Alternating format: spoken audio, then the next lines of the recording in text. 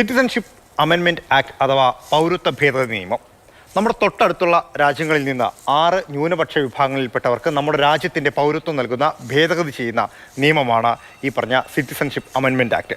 എന്തെല്ലാമാണ് ഈ ആക്ടിൻ്റെ പ്രത്യേകതകൾ എന്നുള്ള കാര്യമാണ് നമ്മൾ നോക്കുന്നത്.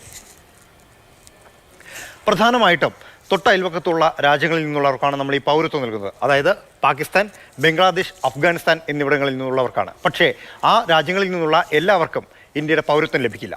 എന്താണ് അതിൻ്റെ പ്രത്യേകത? 2014 ഡിസംബർ 31 മുമ്പ് ഇന്ത്യയിലെത്തിയവർക്കാണ് ഇതിൻ്റെ ആനുകൂല്യം ലഭിക്കുക.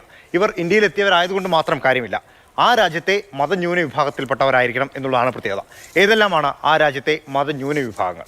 ഹിന്ദു, സിഖ്, ജൈന മതത്തിൽപ്പെട്ടവർ, ക്രിസ്ത്യൻ, ബുദ്ധ, പാഴ്സി വിഭാഗത്തിൽപ്പെട്ടവർക്കാണ് ഈ പദവി അല്ലെങ്കിൽ ഈ അമെൻമെൻറ്റ് പ്രകാരം ഇവിടുത്തെ പൗരത്വം സ്വീകരിക്കാൻ കഴിയുക. അതായത് സമീപ പ്രദേശങ്ങളിലുള്ള രാജ്യങ്ങളെല്ലാം തന്നെ മുസ്ലിം ഭൂരിപക്ഷ പ്രദേശങ്ങളാണ്, മുസ്ലിം മതരാഷ്ട്രങ്ങളാണ്. അവിടെയുള്ള മറ്റ് മതവിഭാഗത്തിൽപ്പെട്ട ന്യൂനപക്ഷങ്ങൾക്കാണ് ഇന്ത്യൻ പൗരത്വം സ്വീകരിക്കാനുള്ള സാഹചര്യം ഒരുക്കി കിട്ടുക. ആ രാജ്യത്ത് നിന്ന് മതപരമായ പീഡനങ്ങൾ അനുഭവിക്കപ്പെട്ടവരോ അല്ലെങ്കിൽ അവിടെ നിന്ന് മറ്റെന്തെങ്കിലും കാരണത്താൽ കുടിയേറി പാർക്കേണ്ടി വന്നവരോ ആയിരിക്കണം. ഇവർ 2014 ഡിസംബർ 31 മുമ്പ് ഇന്ത്യയിലേക്ക് എത്തിയവരായിരിക്കണം എന്നൊരു പ്രത്യേകത കൂടിയുണ്ട്.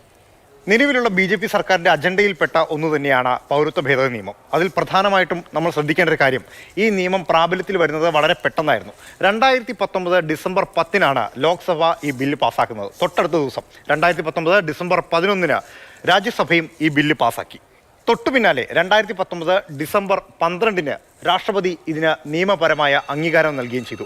ഇതോടുകൂടി ഈ ബില്ല് പാസ്സായി എന്നുള്ളതാണ് ഏറ്റവും വലിയ പ്രത്യേകത. നേരത്തെ പറഞ്ഞ പോലെ മറ്റ് 3 രാജ്യങ്ങളിൽ നിന്ന്, നമ്മുടെ അയൽവക്കത്തുള്ള 3 രാജ്യങ്ങളിൽ നിന്നുള്ള മതന്യൂന വിഭാഗത്തിൽപ്പെട്ടവർക്ക് ഇന്ത്യൻ പൗരത്വം സ്വീകരിക്കാനുള്ള അവകാശമാണ് ഇതിലൂടെ സാധിക്കപ്പെടുന്നത്.